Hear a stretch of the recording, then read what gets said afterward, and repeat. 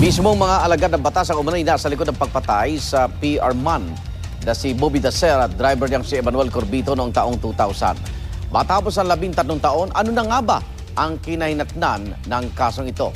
Darito ang aming special assignment.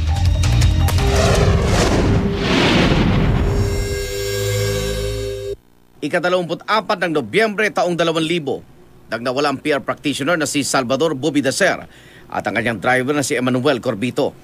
Ayon sa mga saksi, mga taong nakasuot ng police uniform ang kumuha sa dalawa. March 2001, nakita ang mga sunog na labi ni Dacer at Corbito sa Indang, Cavite.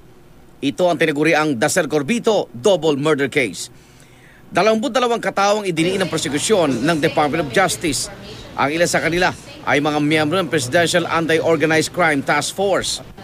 Noong June 2001, dinamay ni Superintendent Glenn Dumlao, isa sa mga suspect, sina Police Superintendent Michael Ray Aquino at Police Superintendent Cesar Mancao sa kaso. Pero nakapuslit palabas sa bansa sina Aquino at Mancao sa kabila ng pinalabas na hold departure order sa kanila. 2005, nahuli si Aquino sa kanyang tahanan sa Queens, New York. 2009, nang bumalik si Mancao sa bansa sa pamamagitan ng extradition proceedings at naghain ng not guilty plea.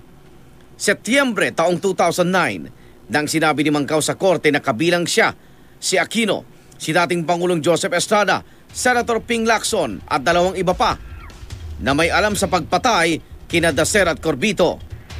Dahil sa pagsisiwalat na ito, inilagay si Mancao sa Witness Protection Program. Tinanggi naman ni Estrada at Lacson ang akusasyon ni Mancao. Ika-5 ng Pebrero taong 2010, naghain ng warrant of arrest kay Lacson pero nakalabas na ito ng bansa.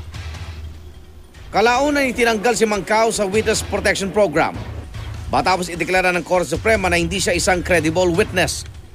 Binawi rin ang warrant of arrest laban kay Lacson na siya rin naging hudyat ng pagbabalik ng senador sa bansa noong 2011. Taong 2012, nakalaya naman si Aquino matapos ibasura ang kaso laban sa kanya.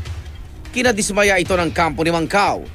Kahapon ng madaling araw, tumakas sa kustodiya ng NBI si Mancao.